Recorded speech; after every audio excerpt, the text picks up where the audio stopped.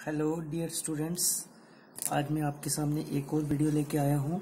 और आज हम लोग क्या करेंगे, देखो अभी तक जो मैंने आपको बताया था कि क्लास 10th की ये वीडियो है मैथमेटिक्स के रिलेटेड और unit number 7।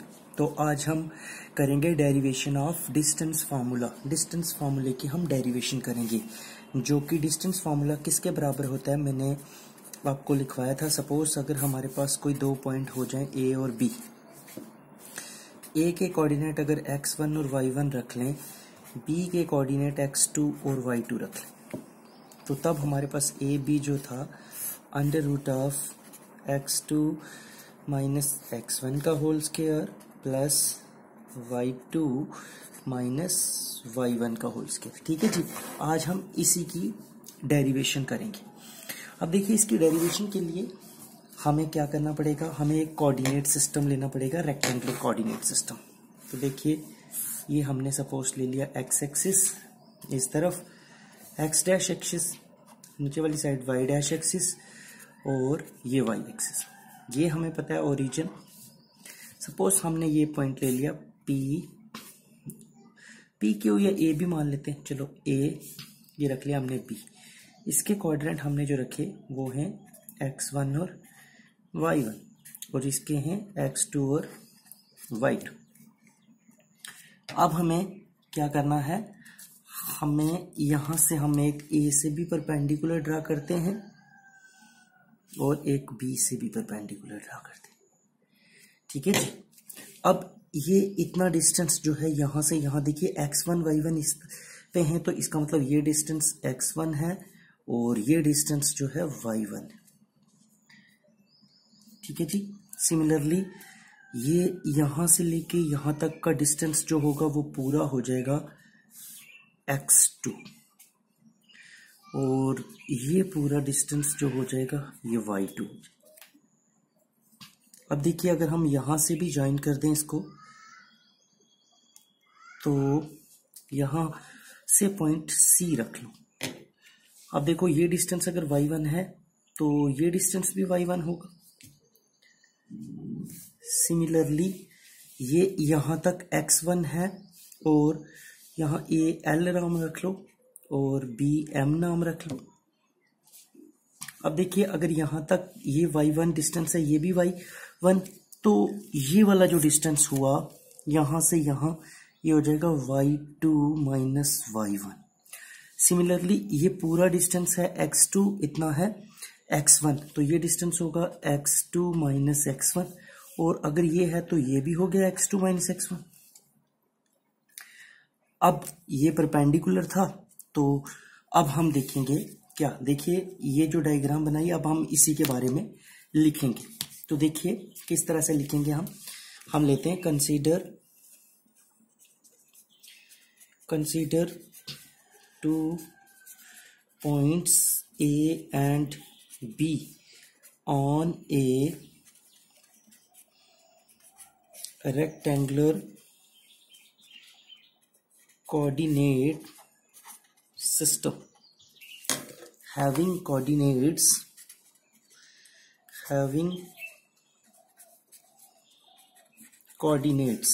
of A and B, और A के कोऑर्डिनेट हैं x1 और y1 और B के हैं x2 और y2।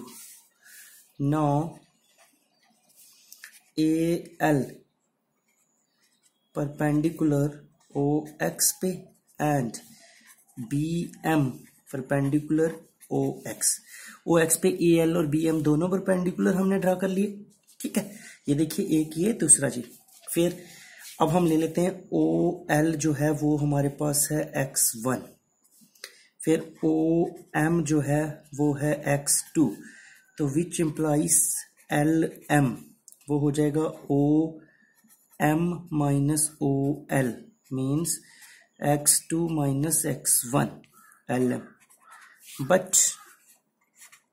LM जो है वो तो हमारे पास बराबर है AC के फ्रॉम द फिगर, और इसका मतलब AC भी x2 माइनस x1 हो गया। आल्सो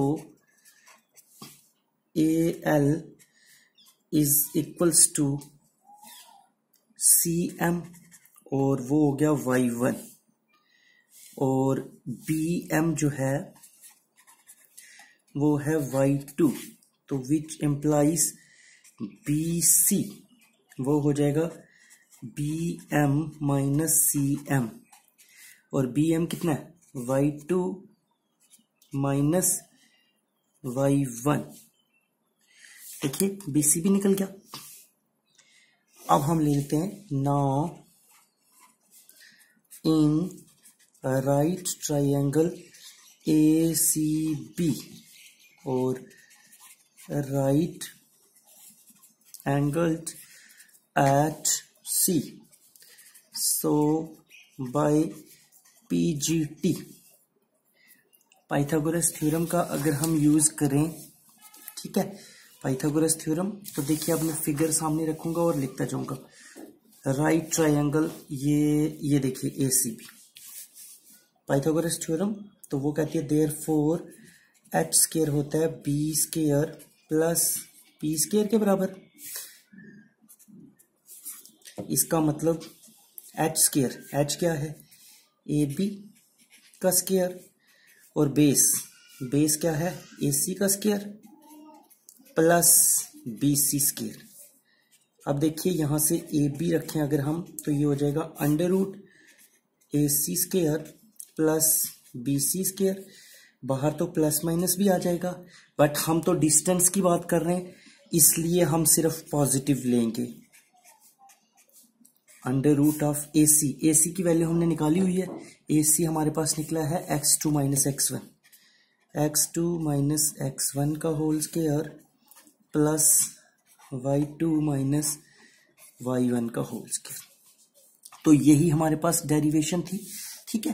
तो ये था हमारे पास, इसी को हम एक और तरीके से लिख सकते हैं, मैं आपको वो भी मेंशन कर देता हूं नोट। मान के चलिए ए बी को अगर दूसरे शब्दों में लिखना हो, इन अदर वर्ड्स लिखना हो, हम इसको लिख सकते हैं, ये डिफरेंस है तो हम इसको लिख लेंगे डिफरेंस ऑफ एब्सिसा, क्योंकि एक्स एक्सिस की वैल्यू को difference of abscissa A B C I S S A, abscissa का square plus difference of Y axis की वैल्यू होती है ऑर्डिनेट का स्क्वायर, ठीक है। ये देखिए मैं वापस लिख देता हूं, डिफरेंस ऑफ एब्सिसा का square plus difference of ordinate का स्क्वायर, ठीक है। तो ये हमारे पास डेरिवेशन थी डिस्टेंस फार्मूले की, ठीक है जी। उम्मीद है आप लोगों को ये समझ आ चुका होगा।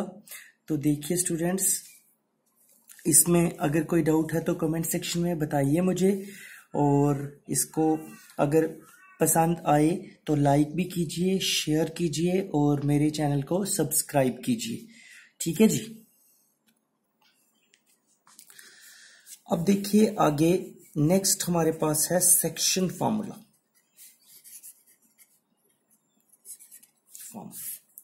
देखिए फर्स्ट एक्सरसाइज कंप्लीट होने के बाद मैंने आपको डिस्टेंस फार्मूला डिराइव करवाया, इसी तरह से सेक्शन फार्मूला मैं आपको डिराइव करवाऊंगा जब हम सेकंड एक्सरसाइज कंप्लीट कर लेंगे। क्यों? क्योंकि जब एक्सरसाइज कंप्लीट कर लेंगे तो हमें फार्मूला थोड़ा सा अच्छे ढंग से प्रिपेयर हो जाएगा। क्योंकि बहुत बार हमें इसको यूज करना पड़ेगा, तो फिर आपको इसकी डेरिवेशन जनरलाइज फॉर्म भी आ जाएगी। तो देखिए सेक्शन फार्मूला में आपने इस तरह से रिप्रेजेंट कर देना है ए पी बी।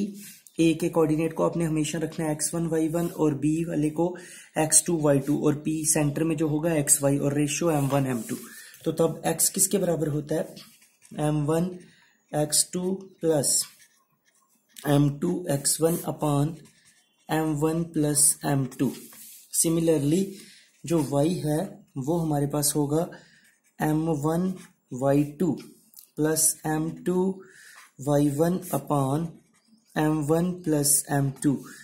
अब ये सेक्शन फार्मूला है। अब हम स्टार्ट करेंगे 7.2 एक्सरसाइज जिसमें ये वाला फार्मूला यूज होता है।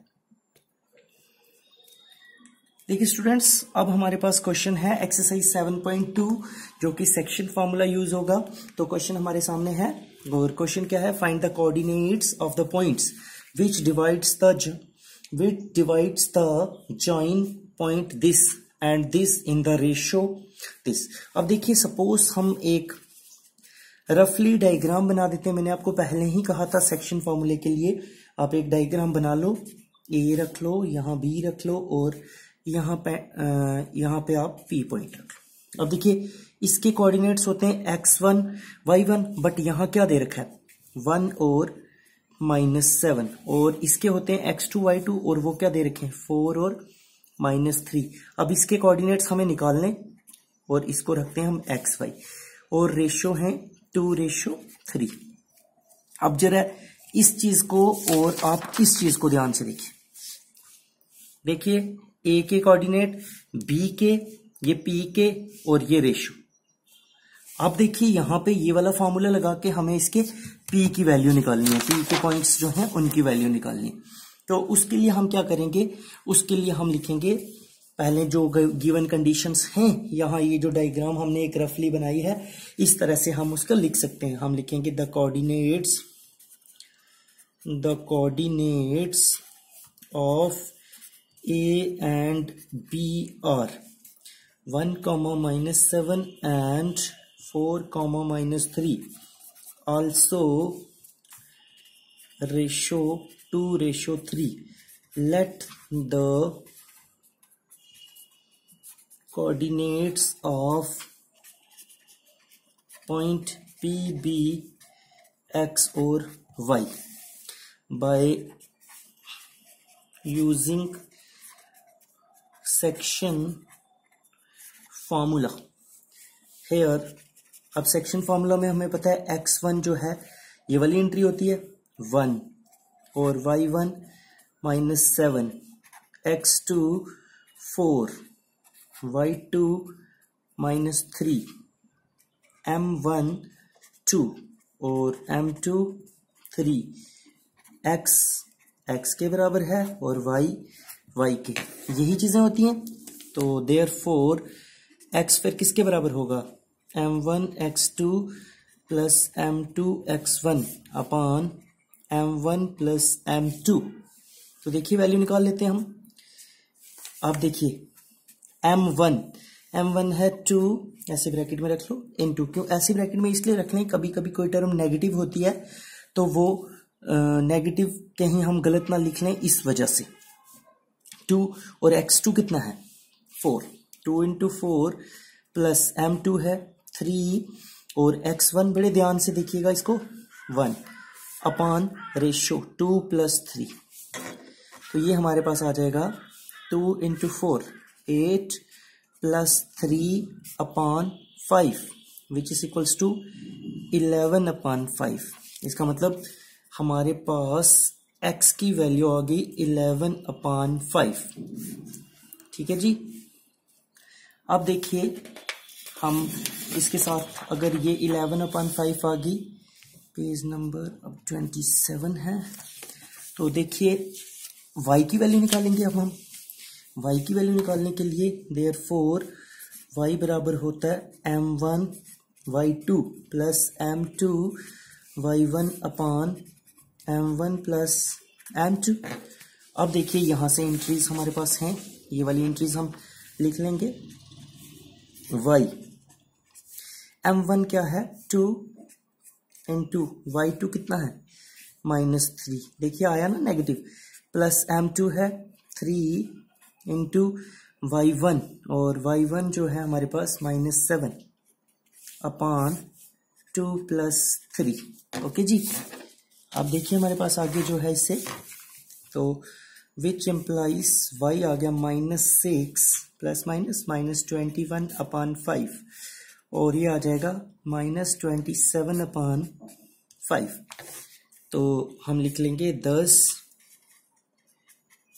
Coordinates of point P are देखिए x और y था, और x की वैल्यू हमारे पास निकली 11/5 और ये निकली -27/5। ठीक है जी, ये था हमारे पास फर्स्ट क्वेश्चन। तो आज हम इतना ही रखेंगे, आप इसको देखिए और अगर कोई डाउट है तो कमेंट सेक्शन में बताइए, और मेरे चैनल को सब्सक्राइब कीजिए, शेयर कीजिए और लाइक कीजिए। ठीक है जी, ओके।